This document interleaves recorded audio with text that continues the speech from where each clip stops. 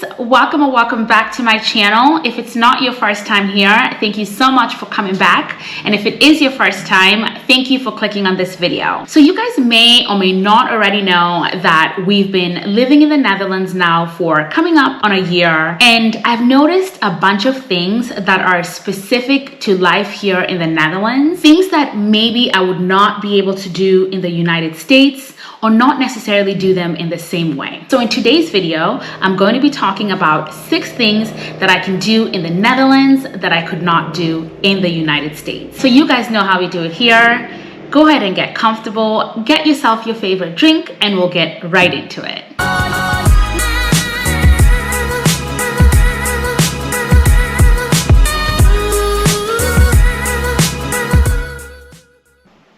And I'd like to start out by saying that I'm by no means saying that one way of life is inherently better than the other. I'm not here to make any judgments. I'm simply pointing out the differences, and I'll leave it up to you guys to form your own opinions. So without further ado, we'll get right into number 1. I've noticed that you can take your well-behaved dog out to eat with you. So this is definitely one of the first things we noticed when we got here to the Netherlands, because we got here in the summer and we noticed that so many people were out to eat with their dogs, and that was really shocking to us because that's something that you definitely don't see in the United States. Now, this was both at outdoor terraces, and even inside, people had their dogs with them. So you'll notice that the dogs will hang out underneath the tables without people even noticing them. And I've even noticed in certain situations where the server will bring the dog a bowl of water. So it's become very normal now to see dogs at restaurants, unlike before where we were kind of surprised to see that dogs were allowed to go into restaurants.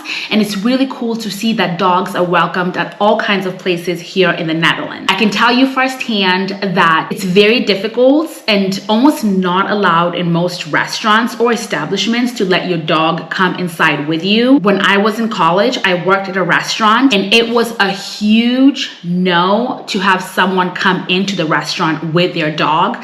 I mean, we even had an outside seating area, and dogs were not allowed in that area too. There was always an exception to where if it was a service dog, then they were allowed to come in, but that was even a really tricky situation because then we would have to ask the customer for paperwork to prove that it was in fact a service dog. So in general, dogs accompanying their owners to restaurants, it's definitely not common. The second thing is that you can get a good bottle of European wine for €5, and we definitely take advantage of this. So no, you're not going to get this top quality wine for €5, but they have such a great selection of wines and table wines that you can get at this price range that won't bankrupt you. And even if you choose to go into a wine store as opposed to buying your wines from, say, a supermarket, for example, the bottles of wine are also very reasonably priced. So I recall in the United States, any wine that you got from the supermarket wasn't really good wine. I mean, it wasn't horrible, but you definitely didn't get your good wines from the supermarket. And it's not something that you took to a friend's house for a party. You definitely chose to go to a wine store to get your good wines, and they cost way more money than they do here in the Netherlands. The third thing is that you can see a doctor without worrying about the cost. And what's even more surprising to me is that doctors can make a house call if you're too sick to get out of bed. Now, I'm not saying that all Americans worry about medical costs because some people have great insurance, but a big difference is that everyone here in the Netherlands has the same base insurance coverage. The fees are standardized, and on top of that, you can get additional supplemental health insurance at an affordable cost. Like I said before, doctors here can make house calls, and I know it sounds or seemed so old school when I first heard about it, but I think it's something that is so necessary, especially if you're feeling really sick to get out of your house on that day. Something else I've noticed here that I definitely don't see in America is that prices are listed in the doctor's waiting room. So it's not a mystery what you're going to be paying. I can tell you from personal experience, every single time I've gone to a doctor's office, I've done blood work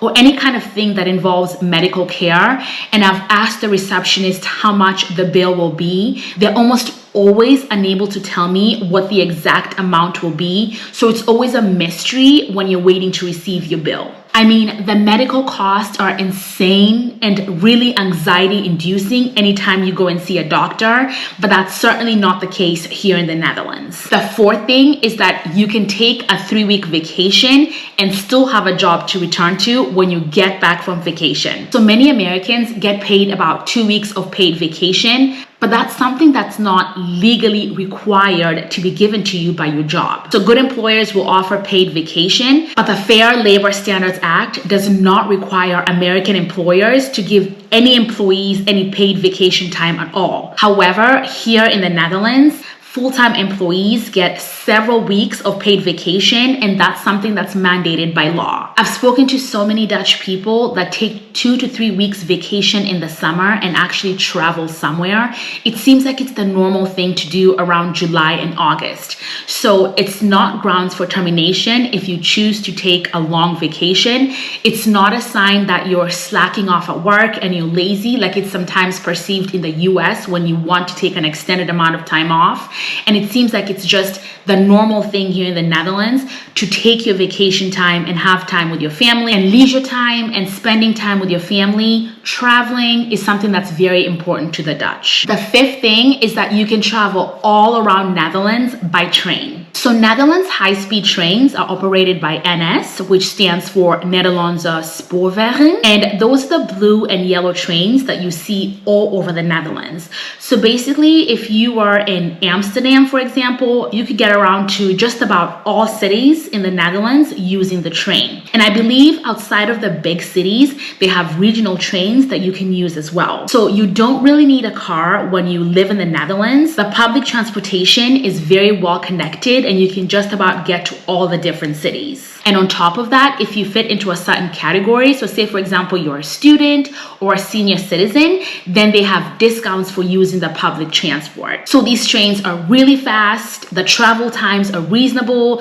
so it's really cool to be able to conveniently getting around using the trains. And finally, number 6 is that you can graduate university without going into debt or with very little debt. University costs in the Netherlands for Dutch and EU nationals is a fraction of the cost of what students pay in the US. So many public universities offer tuitions that are just a couple €100 a year, and even the top tier universities are far less expensive. So it's really common in the US for adults to carry their student loan debt for years. I mean, well into their 30s and 40s, and I believe it would be unusual for a Dutch person to carry their debt for this long. So even medical school in the Netherlands does not cost hundreds of thousands of euros. And if you chose to do a master's program, it ranges from about 4,000 to 5,000 euros a year, and not 5 times that amount. Even for foreign students that are not Dutch or EU nationals, the amount that they pay for tuition is nowhere near what they would pay for tuition in the United States. All right, guys, that wraps up my list. Tell me if there's anything that I may have missed that you've noticed that you can do here in the Netherlands that you cannot do in the United States. I hope you guys enjoyed this video. If you did, please don't forget to give it a thumbs up, and please subscribe to the channel so that I know you're enjoying the content. And until next time, doei!